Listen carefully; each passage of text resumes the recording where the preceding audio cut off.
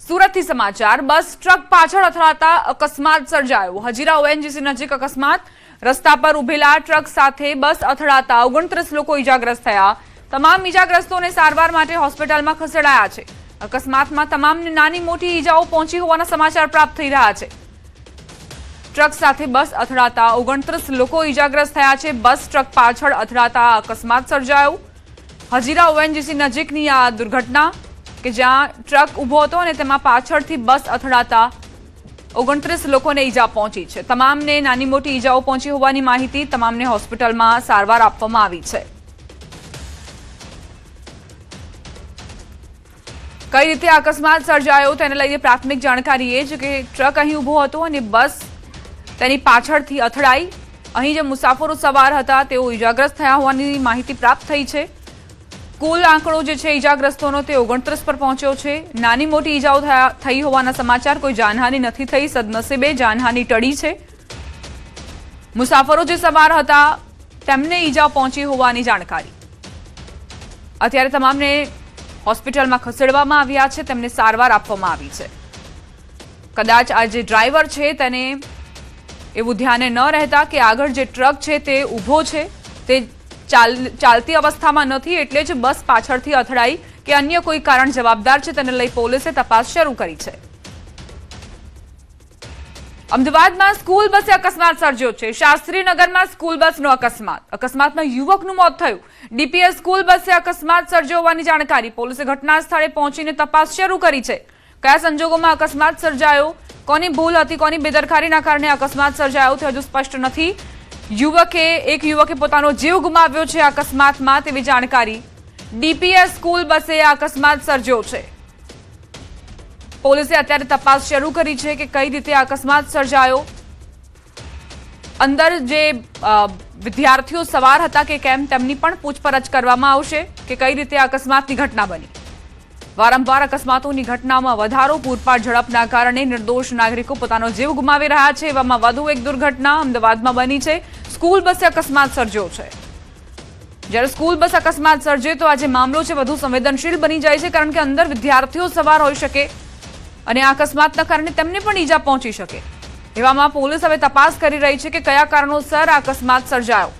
એક યુવકે પોતાનો જીવ ગુમાવ્યો છે।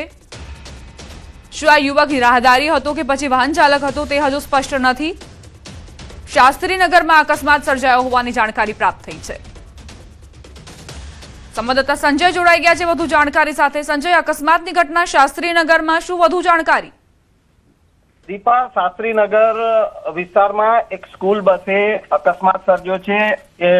એ અકસ્માતમાં એક યુવકનું મોત નીપજ્યું હોવાની વિગતો સામે આવી છે અને હાલ પોલીસ ઘટના સ્થળે પહોંચી છે। આ સ્કૂલ બસ જે છે તે વિદ્યાર્થીઓ તેમાં સવાર હતા અને ડીપીએસ ની સ્કૂલ હતી, સ્કૂલની બસ હોવાનું વિગતો સામે આવી છે। હાલ પ્રાથમિક વિગતો એ પ્રમાણે જે સામે આવી છે કે આ સ્કૂલ બસે અકસ્માત સર્જ્યો છે અને ઘટના સ્થળે પહોંચી છે અને આ અકસ્માતમાં એક યુવકનું મોત નીપજ્યું છે। જી, આભાર સંજય જાણકારી આપવા માટે। જૂનાગઢથી સમાચાર। વંથલી પાસે અકસ્માતમાં વૃદ્ધ દંપતીએ પોતાનો જીવ ગુમાવ્યો। ગાદોઈ ટોલ નાકા નજીક ઘટના બની। બાઇક અને કાર વચ્ચે અકસ્માત સર્જાયો। ટિનમસના પતિ પત્નીનું મોત થયું। મૃતદેહને સિવિલ હોસ્પિટલ ખસેડવામાં આવ્યા છે। અકસ્માત મામલે પોલીસે તપાસ હાથ ધરી છે। વંથલી પાસે અકસ્માતની ઘટના કાર અને બાઇક વચ્ચે અકસ્માત સર્જાયો, જેમાં એક વૃદ્ધ દંપતીએ પોતાનો જીવ ગુમાવી દીધો। ગાદોઈ ટોલ નાકા પાસે આ દુર્ઘટના બની। પૂરપાટ ઝડપના કારણે અકસ્માત સર્જાયો હોવાની જાણકારી છે। અત્યારે પોલીસ તપાસ કરી રહી છે કે આખરે શું બનાવ બન્યો હતો।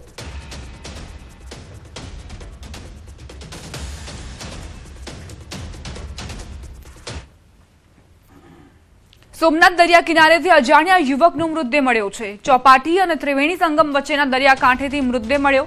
પાટણ પોલીસે ઘટના સ્થળે પહોંચીને તપાસ હાથ ધરી। મૃતદેહનો કબજો મેળવીને પોસ્ટમોર્ટમ અર્થે મૃતદેહને ખસેડાયો। યુવક કોણ છે, ક્યાંનો છે, તેના પરિવારજનો કોણ છે તેની ઓળખ હજુ બાકી છે। તમામ પ્રશ્નોને લઈને પોલીસ અત્યારે તપાસ કરી રહી છે। ત્રિવેણી સંગમ પર આ યુવકનો મૃતદેહ મળતા જ આસપાસના વિસ્તારમાં હડકંપ મચ્યો છે કે આખરે આ યુવકે આપઘાત કર્યો હતો કે પછી તેની હત્યા નિપજાવવામાં આવી છે। પોલીસ અત્યારે તપાસ કરી રહી છે કે આ યુવક આખરે ક્યાંનો છે।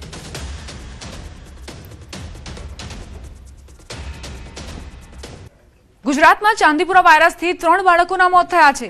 સમગ્ર મામલે આરોગ્ય મંત્રીએ જણાવ્યું કે વાયરસના કારણે ગોધરાના 2 અને હિંમતનગરમાં સારવાર લઈ રહેલા રાજસ્થાનના 1 બાળકનું મોત નીપજ્યું છે। હાલ વડનગરની હોસ્પિટલમાં વધુ એક બાળક સારવાર હેઠળ છે। પરિસ્થિતિને જોતા આરોગ્ય મંત્રીએ તાત્કાલિક ટીમોને કામગીરીના આદેશ આપ્યા છે। પ્રભાવિત વિસ્તારોમાં દવાનો છંટકાવ કરીને સર્વેની કામગીરી પૂર્ણ કરી દેવામાં આવી છે। ગત વર્ષના તમામ 61 પ્રભાવિત સ્થળોએ પણ ફરીથી સર્વે હાથ ધરાશે। ખાનગી હોસ્પિટલોને તકેદારી રાખવા સૂચના અપાઈ છે અને લોકોને અફવાઓથી દૂર રહેવા અપીલ કરાઈ છે। તો ચાંદીપુરા વાયરસથી અત્યાર સુધીમાં 3 બાળકોના ડેથ થયા છે અને 1 બાળક વિસનગરનું છે, જેને અમે વડનગર હોસ્પિટલની અંદર દાખલ કર્યું છે, જે પોઝિટિવ છે। એટલે આ સાવચેતીના ભાગરૂપે અમારી ટીમ બધી જગ્યાએ કામગીરી કરી રહી છે। અરવલ્લીથી સમાચાર। ચાંદીપુરા વાયરસને લઈને આરોગ્ય વિભાગ એલર્ટ। સાબરકાંઠા અને દાહોદ જિલ્લામાં વાયરસ વકર્યો છે। દાહોદ અને સાબરકાંઠામાં કુલ 11 કેસમાં 5 બાળકોના મોત થયા છે। માલપુર અને મેઘરજ ગ્રામ્ય વિસ્તારોમાં દવાનો છંટકાવ કરાઈ રહ્યો છે। ગુજરાત રાજસ્થાન બોર્ડર વિસ્તારના જિલ્લામાં તંત્ર સજ્જ બન્યું છે। વર્ષ 2024માં અરવલ્લીમાં ચાંદીપુરાના કેસ દેખાયા હતા। સેન્ડફ્લાય નામની માખી કાચા મકાનોમાં પેદા થાય છે અને કાચા મકાનમાં રહેતા બાળકો વધુ ભોગ બને છે। વાલીઓને સતર્ક રહેવા માટે આરોગ્ય વિભાગે અપીલ કરી છે। પાડોશી જિલ્લા સાબરકાંઠામાં ચાંદીપુરા વાયરસે જે ડર પેદા કર્યો છે તેની અસર હવે અરવલ્લી જિલ્લામાં પણ જોવા મળી રહી છે। આરોગ્ય વિભાગ વહીવટીતંત્ર સાબદું બની અને કામગીરીમાં લાગ્યું છે। આપણે અત્યારે ઉપસ્થિત છે જિલ્લા આરોગ્ય કચેરી પર કે જ્યાં મિટિંગોનો દોર શરૂઆત થઈ ચૂકી છે। ખાસ કરીને સાબરકાંઠા જિલ્લામાં તેમજ દાહોદમાં એમ કુલ 11 જેટલા કેસ ચાંદીપુરાના પોઝિટિવ નોંધાયા છે, જેમાંથી 5 બાળકોના મોત થઈ ચૂક્યા છે। ત્યારે વહીવટીતંત્ર આજે મુદ્દો છે તે ગંભીરતાપૂર્વક લઈ અને કામગીરી કરી રહ્યું છે। ખાસ કરીને રાજસ્થાન અને ગુજરાતની બોર્ડર પર અરવલ્લી જિલ્લો આવેલો છે અને આ સંજોગોમાં ખૂબ જ ગંભીરતાપૂર્વક જે કામગીરી છે કરવામાં આવી રહી છે। ગ્રામીણ વિસ્તારમાં જે આરોગ્યની જે કામગીરી છે તે શરૂ કરી દેવામાં આવી છે। ત્યારે જો કોઈ પોઝિટિવ કેસ મળી આવે છે તો તેને નજીકની જે સિવિલ હોસ્પિટલ છે ત્યાં ખસેડવામાં આવશે અને સંપૂર્ણ હાલ તકેદારી રાખવામાં આવી રહી છે। હાર્દિક પટેલ, ન્યૂઝ 18 ગુજરાતી, અરવલ્લી। દરેક તાલુકામાં ડિસ્ટ્રિક્ટનું કામગીરી ઉપરાંત એની સિવાય ક્યાં બી આવા કોઈ કેસ જોવા મળે એ સર્વેલન્સ કરવામાં આવે છે અને જો આવા કેસ શંકાસ્પદ જણાય તો તાત્કાલિક હાયર સેન્ટરને રિફર કરવા સૂચના આપેલ છે। એમને જો આવા કાચા ઘર હોય જ્યાં તિરાડ પડેલી હોય તો ત્યાં તિરાડો પૂરવા, જરૂર પડે તો દવાનો બી આજુબાજુ છંટકાવ કરો, તો જેનાથી આ રોગથી આપણે બચી શકીએ છીએ। એના લક્ષણોમાં કેવું છે કે તાવ આવો, બહુ જ ટેમ્પરેચર વધી જવું, ખેંચ આવી। સાબરકાંઠામાં ચાંદીપુરા વાયરસને લઈને ચિંતા વધી રહી છે। તે વચ્ચે હિંમતનગરના ધારાસભ્યએ સિવિલ હોસ્પિટલની મુલાકાત લીધી હતી। તાજેતરમાં ચાંદીપુરા વાયરસના કારણે 3 બાળકોના મોત થતા ચિંતા વધી છે। ત્યારે ધારાસભ્ય વીડી ઝાલાએ સારવાર હેઠળ રહેલા 2 બાળ દર્દીઓની મુલાકાત લઈ તેમના સ્વાસ્થ્ય અંગે માહિતી મેળવી હતી। ત્યારબાદ ધારાસભ્યએ આરએમઓ, મેડિકલ ઓફિસર્સ અને તબીબી સ્ટાફ સાથે બેઠક કરી। સારવાર, દવાઓની ઉપલબ્ધતા અને દર્દીઓને આપવામાં આવતી સુવિધાઓની સમીક્ષા કરાઈ હતી। તેમણે હોસ્પિટલ પરિસર સહિત તમામ સ્થળોએ સ્વચ્છતા જાળવવા પર ભાર મૂક્યો અને લોકોને ગભરાવવાના બદલે આરોગ્ય વિભાગની માર્ગદર્શિકાનું પાલન કરવા અપીલ કરી હતી। અને તાત્કાલિક મહેનત કરીને સંપૂર્ણ સ્ટાફ આ રોગને કાબૂમાં લેશે અને વધુ એનો ફેલાવો ન થાય અને કોઈ બાળકોનું નવેસરથી ડેથ ન થાય એની પૂરી કાળજી સ્ટાફ લઈ રહ્યો છે અને લેશે। અને ખરેખર આવા જે રોગ છે એ રોગ માટે આપણે નાગરિકો તરીકે અથવા તો વાલીઓ તરીકે પણ આપણી જવાબદારી છે કે સ્વચ્છતા આપણે પૂરી જાળવીએ। સાબરકાંઠાના હિંમતનગર સિવિલ હોસ્પિટલમાં ચાંદીપુરા વાયરસના કેસોને લઈને ચિંતા વધી છે। તાજેતરમાં ચાંદીપુરા વાયરસના કારણે 4 બાળકોના મોત થયા છે, જેને લઈ હવે તંત્ર પણ હરકતમાં આવ્યું છે અને ફોગિંગ તેમજ તપાસનો દોર શરૂ કર્યો છે। ઉલ્લેખનીય છે કે જિલ્લામાં 26 તારીખથી અત્યાર સુધી 7 શંકાસ્પદ ચાંદીપુરા વાયરસના કેસ દાખલ થયા હતા। જે જગ્યાએ કેસ સામે આવ્યા હતા ત્યાં 10 લોકોની ટીમ મોકલાઈ છે। અન્ય જગ્યાએ પણ 10 લોકોની ટીમ દ્વારા સર્વેલન્સ હાથ ધરાયું છે। ખાસ કરીને ચાંદીપુરા વાયરસ મુખ્યત્વે સેન્ડફ્લાય નામના કીટકના કરડવાથી ફેલાતો અત્યંત જીવલેણ વાયરસ છે, જે ખાસ કરીને 15 વર્ષથી નાની ઉંમરના બાળકોને વધુ પ્રભાવિત કરે છે। આ વાયરસથી બાળકોને અચાનક ભારે તાવ આવવો, માથું દુખવું, ઉલટી, ઝાડા થવા, બેભાન થઈ જવું જેવા લક્ષણો જોવા મળે છે, જે મુખ્યત્વે કાચા ઘરો, લીપણવાળી દિવાલો અને તિરાડોમાં રહે છે. આ વાયરસના મેઇન સિમ્ટમ્સ પહેલાં તાવ આવે છે, માથામાં દુખાવો થાય, કન્વલ્ઝન આવે, આ બધા શોર્ટ પીરિયડ ઓફ ટાઈમમાં આવે અને આ બધા સિમ્ટમ્સ જણાય તો હોસ્પિટલમાં તરત જ સંપર્ક કરવો.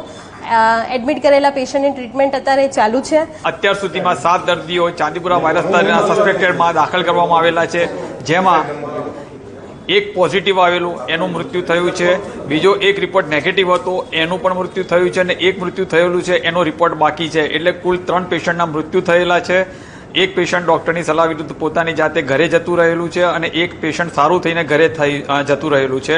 જે કાચા ઘર છે એને મેં આપણે વાત કરીએ એમ કાચા ઘરમાં આ મેઇન ટ્રાઇબલ એરિયાનો રોગચાળો છે. તો કાચા ઘરમાં જે લીપણવાળો એમાં સેન્ડ ફ્લાયથી થતો જ છે, એના લીધે કાચા જે કોન્ક્રીટથી દિવાલ અથવા લીપણ